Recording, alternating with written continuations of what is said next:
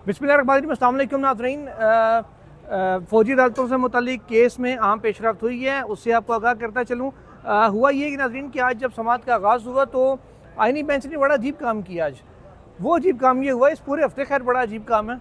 अजीब काम in the sense कि जब केस का आगाज़ हुआ तो अदालत ने ये अनाउंस किया, मोइनुद्दीन खान साहब ने, कि जनाब आज सिर्फ फ़ौजी अदालतों का केस चलेगा, बाकी सारे केस डी लिस्ट हो गए। अच्छा, डी लिस्ट केसेस में इंतखाबी धांधली वाला केस भी था, 11 नंबर पे, आखिरी नंबर पे वो लगा हुआ था। अच्छा, वो भी उन्होंने उठा के कह दिया जी नहीं होगा। तो बात सिर्फ इतनी है कि जब आपने ये चीज़ तय की हुई थी, पहले से सबको अनाउंस था, सबको पता था कि नए साल में जब पहला बेंच आइनी बेंच आएगा पहले हफ्ते में, तो उन्होंने सिर्फ फ़ौजी अदालतों का केस सुनना और डिसाइड करना है। आपने बाकी तमाम मुकदमात की कॉज लिस्ट के चक्कर में आके जारी कर दी, और जब जारी कर दी है तो फिर उसको क्या कहते हैं, फिर आगे लेके क्यों नहीं चल रहे।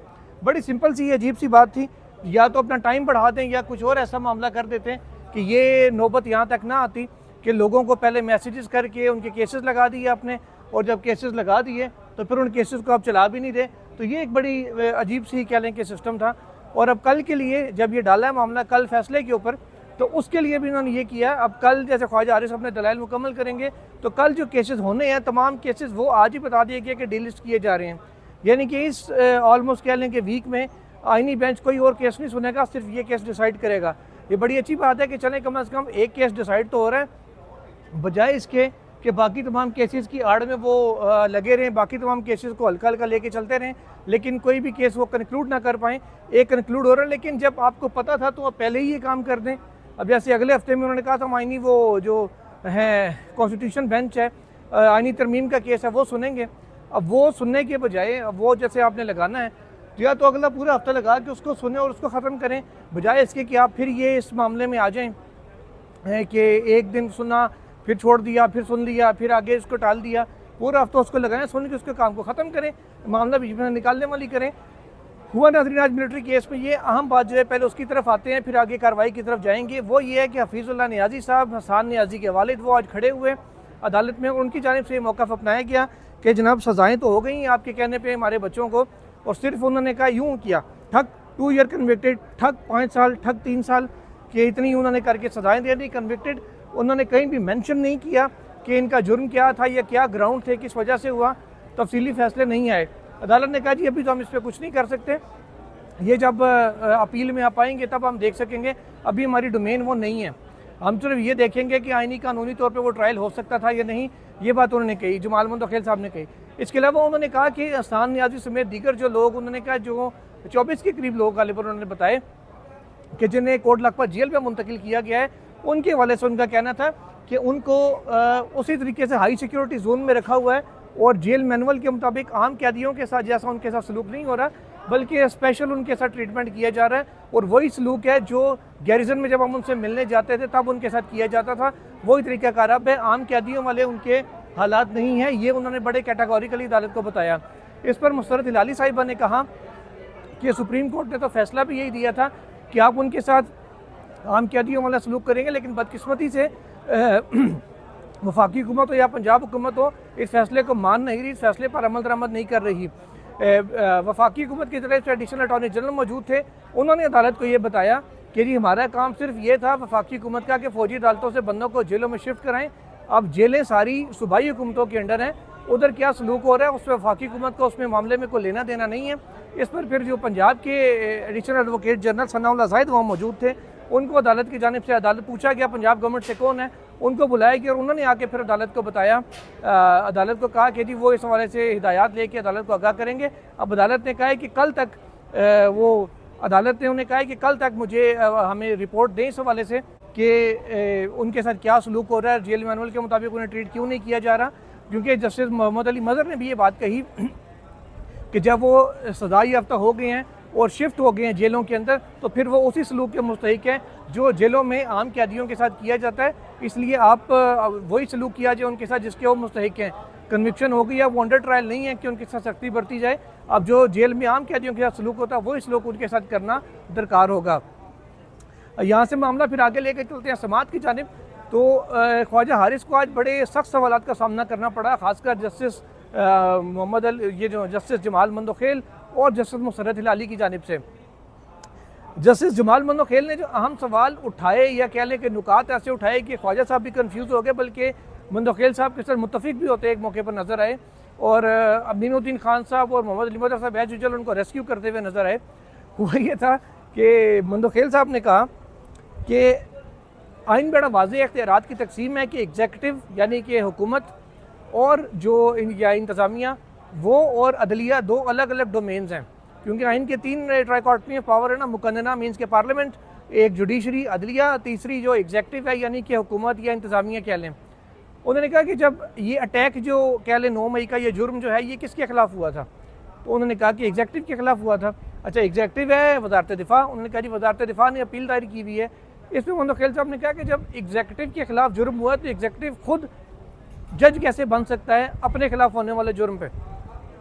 इस पर उनको बताया ख्वाजा हारिस ने कि जनाब जब कोई और चाराना हो तो सुप्रीम कोर्ट इस हवाले से तय कर चुकी है कि अगर कोई और फोरम अवेलेबल नहीं है, कोई और हल नहीं है, तो फिर एग्जीक्यूटिव खुद ही फैसला कर सकता है इस मामले पे। उन्होंने कहा कि मौजूदा मामले में, मौजूदा केस में तो इंसदाद दहशतगर्दी अदालतों का फोरम मौजूद था।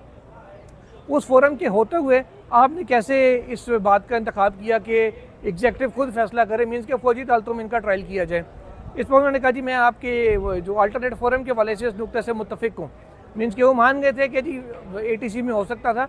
दूसरा मुफ्तर अली साहिबा ने कहा कि अगर किसी चेक पोस्ट के ऊपर तनाज़ा हो जाए किसी सिविलियन का और किसी फ़ौजी का, तो वो केस क्या सिविल अदालतों में जो है उसमें फ़ौजी अदालत में चलेगा। उन्होंने साथ ये भी कहा कि 9 और 10 मई के जो मामला है ये किसने तयन किया कि इनके ऊपर सेक्शन 2D1 और 2D2 जो सुप्रीम कोर्ट कलअदम करार दे चुकी है अपने पहले फैसले में कि उसका इसके ऊपर इतलाक़ होगा, ये किसने तयन किया और कैसे तयन किया गया। इसके ऊपर फिर जस्टिस मोहम्मद अली मज़हर ने कहा कि पुलिस के चेक पोस्ट पे अगर कोई बंदा आर्मी की चेक पोस्ट पे आगे जाना चाहे तो क्या उसका तनाज़ा भी यही होगा कि उसको भी फ़ौजी अदालतों में लेके जाएंगे। तो मोहम्मद अली मदर साहब ने थोड़ा सा रेस्क्यू किया। उन्होंने कहा आर्मी एक्ट में बड़ा वाज़ेह है कि कौन से जराइम उसके ज़ुमरे में आते हैं, कौन से जराइम उसके ज़ुमरे में नहीं आते। तो फिर साथ ही उन्होंने जस्टिस मंदोखेल साहब ने अगला सवाल ये उठाया कि आइन का आर्टिकल 8(3) ये कहता है कि जो आर्मी एक्ट के या आर्मी से मुतल्लिक़ जो कवानीन हैं वो इसके ज़ुमरे में आएंगे, और वो कवानीन या आर्मी एक्ट बनाने का मकसद सिर्फ उनकी परफॉर्मेंस, उनकी सर्विस डिलीवरी और उनके जो डिसिप्लिन है उसके हवाले से था। उन्होंने कहा कि फ़ौजदारी मामले को डिसिप्लिन और उसके परफॉर्मेंस के अंदर लाया जा सकता है, क्योंकि उन्होंने कहा कि आइन में सिविलियंस का जिक्र नहीं है, आइन में सिटीज़न ऑफ पाकिस्तान का जिक्र है।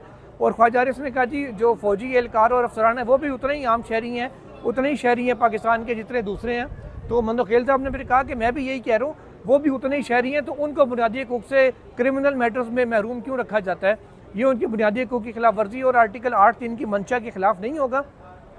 और इस पर उन्होंने कहा कि जो आर्म फोर्सेस में आ जाए उनके ऊपर उस कानून का इतलाक़ होता है, आर्मी एक्ट के डिसिप्लिन का इतलाक़ होता है।